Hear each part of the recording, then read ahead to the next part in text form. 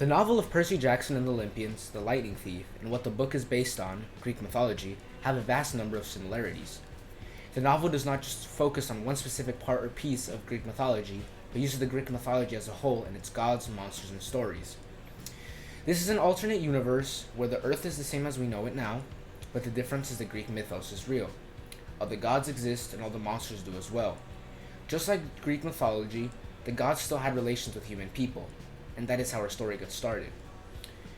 The story is all revolved around the son of Poseidon called Percy Jackson, and how the gods were no longer allowed to have relations with humans. But Poseidon still did, and the god Zeus was angered by it. Not only did Poseidon have a relationship with a human, but Zeus's master bolt was stolen. And he believed that Poseidon sent Percy to go steal the master bolt. So there was a treaty done that if the master bolt was not returned, and Poseidon got an apology for being called a thief by summer solstice, there will be a war amongst the gods. Poseidon claims Percy as his son, and he is sent on a mission to find the stolen bolt. And their one suspicion is the god Hades was the one that stole the bolt. Before Percy went on his trip, he consulted the oracle before leaving so he could find out what his prophecy would be. Percy's prophecies had said that he would fail to save what mattered most to him, and he would be betrayed by a friend. He was worried by this prophecy since his mother was stuck in the underworld, and his prophecy said that he would fail to save what mattered most to him. Percy was given 2 companions to go with him, Annabeth and Grover. Along the trip, the 3 companions learned to trust each other. Annabeth, whose mother is Athena, an old rival of Poseidon, had to overcome her doubts about Percy. And Grover had to overcome his fears of monsters and underground places so he could finally get his searcher's license, giving him the right to find the missing god of the wilderness, Pan. While traveling to the underworld, they came across Medusa, the Chimera, Proscrates the Stretcher, and the Lotus Hotel and Casino, the land of the Lotus Eaters. He also meets the war god Ares, who gives Percy a mysterious backpack in exchange for doing the god a favor, and a Nereid, who gives Percy 3 magic pearls from Poseidon, each of which will return the 3 friends to the sea no matter where they are, including the underworld.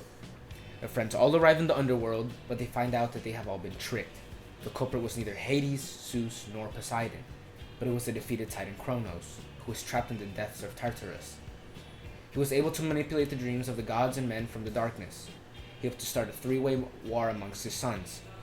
Kronos caused Zeus's master bolt and also Hades' helm of darkness to be stolen by a human hero that Kronos used. Kronos' human thief was captured by Ares. The war god wanted to keep the magic items for himself, but Kronos manipulated and made the god give the master bolt to Percy, hidden within the magic backpack, so that Percy would bring the master bolt to Kronos in the underworld. Hades was holding Percy's mother hostage and demanded that Percy give back the helm or she would die. Armies of the undead started to surround them, so Percy brought out the magic pearls, but he must choose between his friends or his mother. And he could not leave his friends behind, so he chose his friends instead, and he promised to come back for his mother. Percy and his friends went back to the surface where they fought the god Ares for possession of the bolt and helm. Percy wins, gives the helm to the god of the underworld, and travels back to New York with the bolt and the time to prevent war.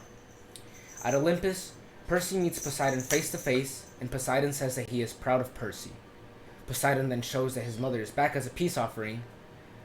Percy returns home for a while, then goes back to Camp Half-Blood, where he originally was, and he found out that he had been betrayed by his friend Luke, who was the human hero that helped Kronos with the theft. Luke poisons Percy and tells him that Kronos will rise and destroy the gods. Percy recovers from being poisoned with Chiron's help, and he realizes his adventures are not over yet.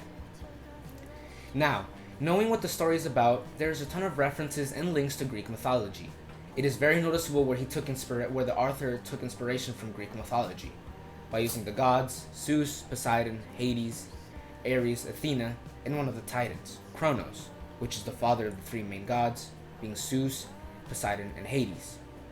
Even some of the magical items that he used were part of Greek mythology, like the lightning bolt, which was Zeus's, which was said to be a weapon that the heavens and skies feared, and things like the oracle. Although some of the changes that were made with the story are Poseidon's magic pearls, which were never a real thing in Greek mythology, and were added by the author to add an escape for our heroes and added for dramatic effect. And with the oracle, the actual oracle in Greek culture were women said to be chosen by the gods to give prophecies and divine advice. But here in the book, it was a mummy that gave the prophecies, and the author did this to make it easier for Percy to get a prophecy, without having to go to a whole new place, to not bore the reader with unnecessary traveling. And the mummy was most likely one of the old oracles from past times. The theme of the book also comes across very clearly. The novel itself uses Greek mythology as its foundation, since it establishes itself in a world where Greek mythos is a real thing. This central idea sets a stage for our story, and it allows the author to expand and explore the tapestry of Greek mythology, as well as how Percy Jackson himself has a classic hero story that he follows and completes. One of the central ideas is that Percy gets a prophecy, and throughout the novel he slowly but surely completes the prophecy and gets rid of a ton of obstacles on the way too, like fighting Medusa or Ares, which is like the story of Hercules and the 12 labors, in which Hercules is given 12 tasks to do, so that he can redeem himself from bad, and he fulfills the prophecy that is given to him. Another central theme that is seen with the Percy Jackson novel and resonates with Greek mythology is the conflict amongst gods and titans that is very commonly seen in Greek mythology. The Greek gods fought against the titan Kronos, and this is how Kronos got himself into the pit of Tartarus. And in this story, in this novel, it is continued that Kronos tried to get the gods to fight within each other so that he could escape. In this novel, the story of the titan Kronos being incarcerated is continued, in which Kronos was almost able to escape and caused worldwide catastrophes. Some of the main narrative structural plot points are introduction to the world, conflict and quest, prophecy and companions, challenges and encounters, revelation and twist, final confrontation, resolution and aftermath, new challenges, and continuation. This novel follows the classic hero's journey narrative structure. Percy, our protagonist, faces challenges, forms alliances, and discovers hidden truths with their common tropes of hero's journey narrative structures. The plot of original Greek mythology and the novel of Percy Jackson also have some differences. Some of the major plot point differences are the divine-human relationships that the gods are no longer allowed to have. In Greek mythology, the gods always had children with human mortals.